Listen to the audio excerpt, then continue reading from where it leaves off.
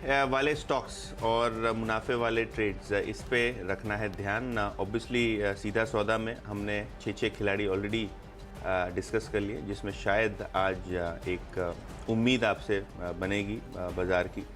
जिस हिसाब से हम स्ट्रगल कर रहे हैं मार्केट्स में और जिस हिसाब से न्यूज़ फ्लो पे भी स्टॉक्स रिएक्ट नहीं कर रहे हैं, उम्मीद ये होगी आज थोड़ा बहुत स्टेबल एनवायरनमेंट में आपको काम करने मिले।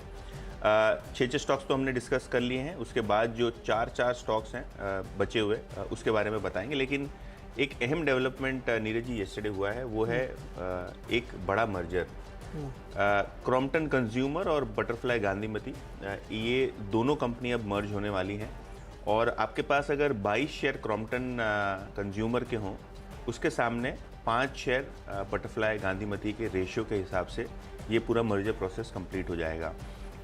देखिए, क्रॉम्पटन कंज्यूमर की बात करें तो ये कंपनी, अगर आपको याद है तो ये पंखे बनाने में बहुत बड़ी कंपनी है। इसके अलावा काफ़ी सारे इनके इलेक्ट्रिकल अप्लायंसेस जैसे कि गीज़र, बहुत सारे इलेक्ट्रॉनिक प्रोडक्ट्स ये बनाते हैं कंज्यूमर साइड पे, जो अपने को रोज़मर्रा की चीज़ों में लगते हैं।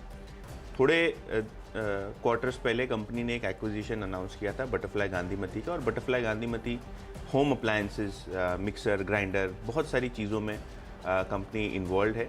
ऑब्वियसली क्रॉम्पटन की बात करें तो ये नॉर्थ और वेस्ट इंडिया में काफ़ी इनका डिस्ट्रीब्यूशन नेटवर्क बड़ा है, और बटरफ्लाई गांधीमती की बात करें तो ये साउथ बेस्ड प्लेयर है जो अप्लायंसेज और ग्राइंडर्स में बहुत बड़ा है।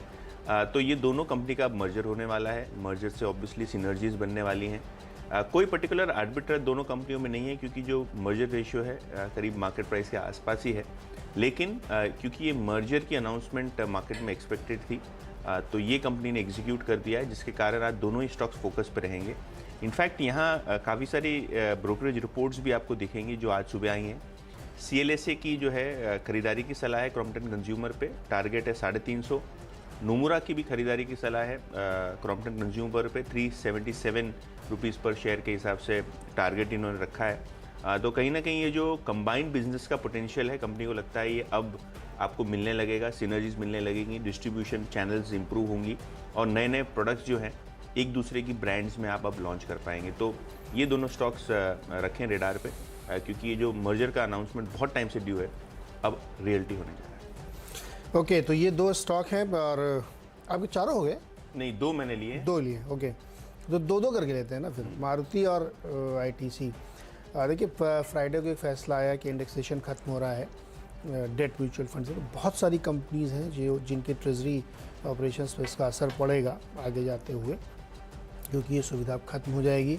और अभी आप देखिए, कुछ समय के लिए म्यूचुअल फंड की कंपनी में रश मचेगा, 2-3 दिन में लोग खूब पैसे लगाना चाहें, क्योंकि 31 तक गॉड फादरिंग है। लेकिन ये इन कंपनीज़ के लिए या बहुत सारी कंपनीज़ के लिए एक दिक्कत का सबब होने वाला है, क्योंकि एक बहुत बड़ा बॉन्ड मार्केट जो है इससे उथल पुथल में आने वाला है। मुझे लगता है कि ये खबर इनके लिए नेगेटिव है। अब अगले 2 नीरज जी, जो फ्राइडे को हमारी नुआमा में मीटिंग थी, वहाँ मेरे से किसी बातचीत हो रही थी। वो कह रहे थे कि IT कंपनी, मारुति, ITC जैसी कंपनी जिनका एक्स्ट्रा कैश होता है वो लगाते थे ये सब डेट म्यूचुअल फंड्स में, और बहुत कम टैक्स पे अच्छा यील्ड मिलता था। मुझे लगता है इनका जो अदर इनकम का कंपोनेंट है जो बहुत ज़्यादा होता है, वो अब उस पर काफ़ी असर पड़ सकता है, क्योंकि बहुत ज़्यादा असर पड़ेगा। 7-8% के रेट पे अगर आपको पहले 10% टैक्स लगता था या उससे कम लगता था, 30% टैक्स लगने लगेगा। तो